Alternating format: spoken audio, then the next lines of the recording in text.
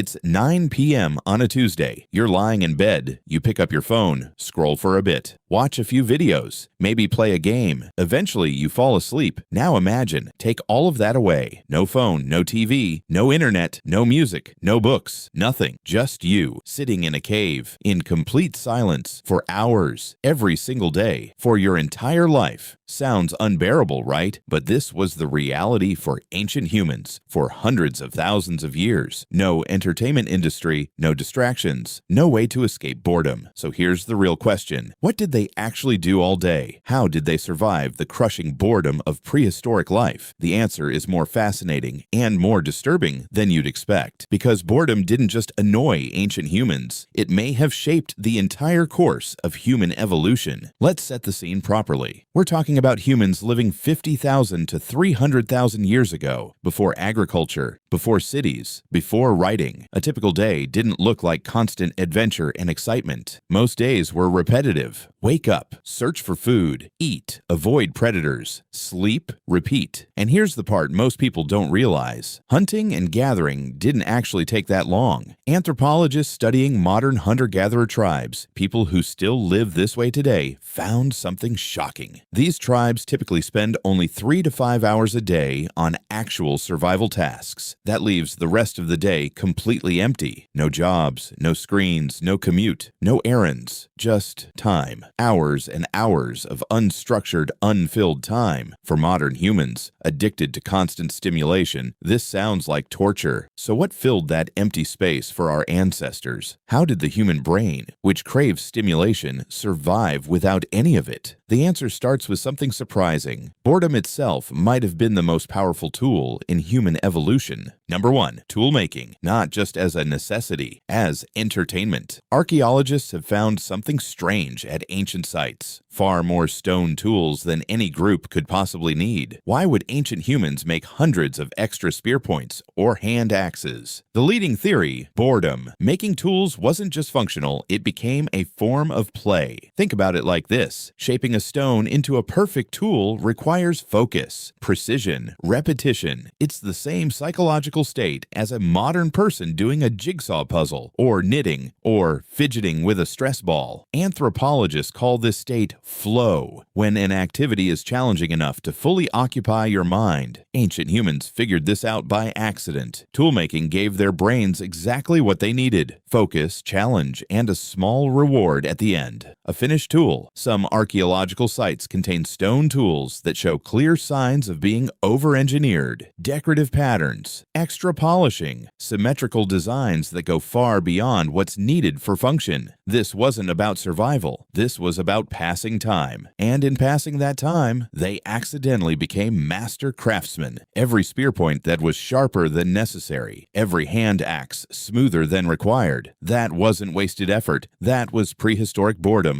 turning into prehistoric skill. Number 2, art. This is where things get really interesting. We've all seen cave paintings, bulls, horses, handprints on stone walls. But here's the question nobody asks. Why did ancient humans bother? Cave art doesn't help you hunt. It doesn't help you find food. It doesn't protect you from predators. It served zero survival function. So why did humans spend hours, sometimes climbing deep into dangerous caves, just to paint? The answer ties directly back to boredom. When basic survival needs are met and there's empty time left over, the human brain doesn't just shut off. It looks for something to do, and creativity is one of the most natural outlets. Some of the oldest art ever discovered isn't even cave paintings. It's small carved figurines, beads made from shells, patterns scratched into ostrich eggshells. These artifacts date back over 70,000 years. None of them helped anyone survive. They existed purely because someone, somewhere, had time on their hands and a mind that needed to create something. Here's the disturbing twist, though.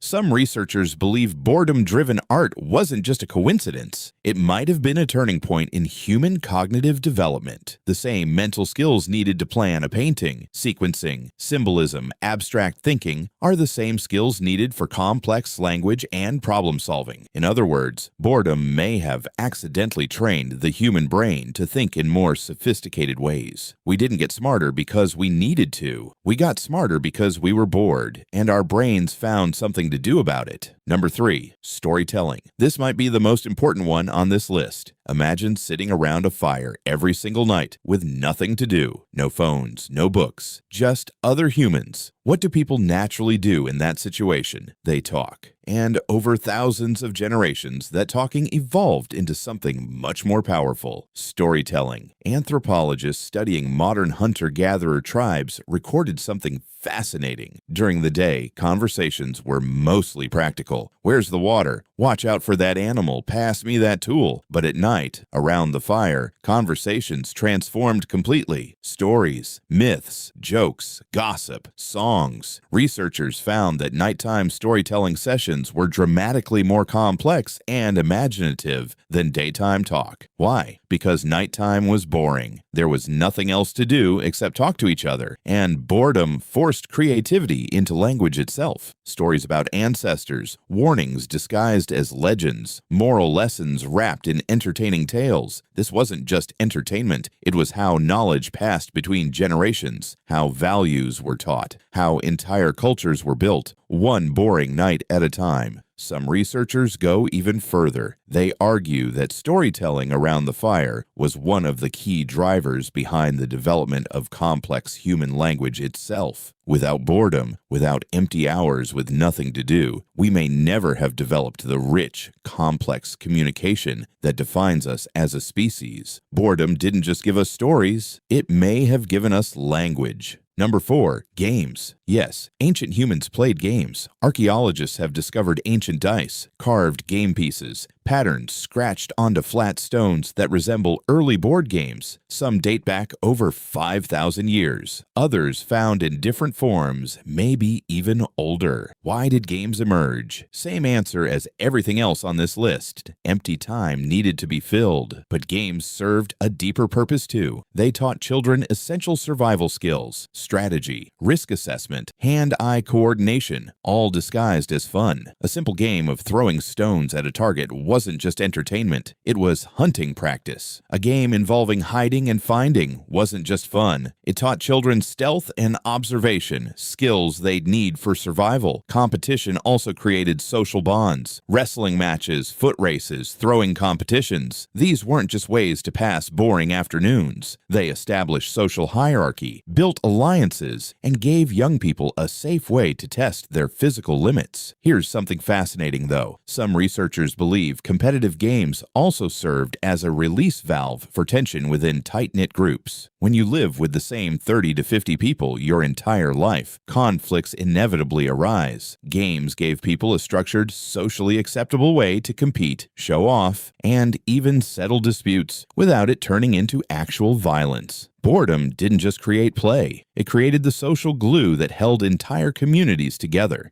Number 5. And this might be the most underrated one: deep thinking. Modern humans rarely experience true boredom anymore. The moment we feel even slightly understimulated, we reach for a phone. But ancient humans had no escape. They were forced to sit with their own thoughts for hours, every single day. And here's what modern psychology has discovered about that kind of forced boredom. It's incredibly good for creative problem solving. Studies show that when the brain isn't distracted by constant stimulation, it enters a different mode of thinking, mind wandering. This is when your brain makes unexpected connections, solves problems in the background, generates new ideas. Ancient humans lived in mind-wandering mode almost constantly, while walking long distances, while sitting by the fire, while performing repetitive tasks. Their brains were free to wander, reflect, and problem-solve without any digital interruption. This is likely where many crucial innovations came from, not from focused, deliberate effort, but from boredom-induced daydreaming. A wandering mind noticing that certain plants healed wounds. A wandering mind realizing that fire could be carried, not just found. A wandering mind connecting two unrelated ideas into something completely new. Modern researchers call this incubation, the unconscious mental process that often leads to breakthrough ideas. And it requires one essential ingredient: empty, unstimulated time, the exact thing ancient humans had in abundance, and modern humans have almost completely eliminated. Now, here's where this gets uncomfortable. Today, the average person checks their phone over